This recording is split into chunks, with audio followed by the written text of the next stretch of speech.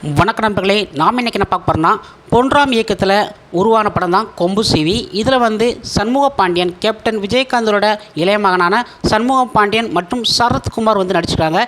இந்த படத்தோட ரிலீஸ் தேதி குறித்து அப்டேட் தான் வெளியிட்டிருக்காங்க. அதுதான் நம்ம இன்றைக்கி பார்க்க போகிறோம். அதுக்கு முன்னாடி நீங்கள் நம்ம சேனல் புதுசுனா மறக்காம சேனலை சப்ஸ்கிரைப் பண்ணுங்கள், லைக் பண்ணுங்கள், ஷேர் பண்ணுங்கள். வாங்க அப்டேட்டுக்குள்ளே போகலாம்.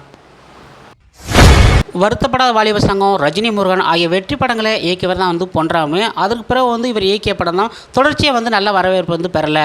சமீபத்தில் வந்து பொன்ராம் வந்து இவர் வந்து இயக்கின படம் தான் வந்து கொம்பு சீவி. இந்த படத்தில் வந்து சரத்குமார், சண்முக பாண்டியன் வந்து முக்கியமான வேடத்தில் வந்து நடிச்சிருக்காங்க. இதில் வந்து மற்றொரு முக்கியமான கதாபாத்திரத்தில் வந்து யார் நடிச்சிருக்காங்கன்னா தாரணிகா, கல்கி ராஜா, காளி வெங்கட் இவங்க எல்லாமே வந்து முக்கியமான கதாபாத்திரத்தில் நடிச்சிருக்காங்க. இந்த நிலையில் இந்த படத்தோட கொம்பு சீவி வந்து படம் வந்து தலைப்பு வந்து சமீபத்தில் வந்து வெளியிட்டிருந்தாங்க.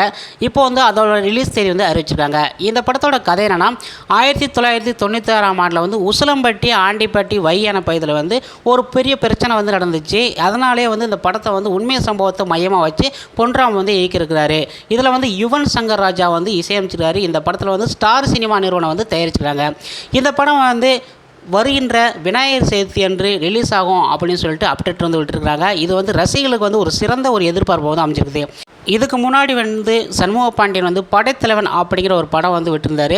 அந்த படம் வந்து மக்கள் மத்தியில் நல்ல வரவேற்பை பெற்றுச்சு. வெளி மாநிலம், வெளி நாடு இதெல்லாம் வந்து பண்ணாமல் இந்தியாவுக்குள்ளேயே வந்து தமிழ்நாட்டில் மட்டும் வந்து ரிலீஸ் பண்ணியிருந்தாங்க. மற்ற இடத்துல வந்து ரிலீஸ் பண்ணாமல் பல பிரச்சனைனால வந்து ரிலீஸ் பண்ண விட்டுருந்தாங்க.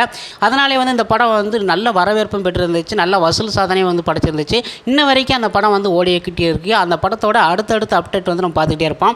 அப்புறம் வந்து இந்த படைத்தலைவன் வந்து வசூல் வந்து நம்ம வந்து நாளைக்கு வந்து ஃபுல் அண்ட் ஃபுல்லர் வசூல்லாம் போடலாம்.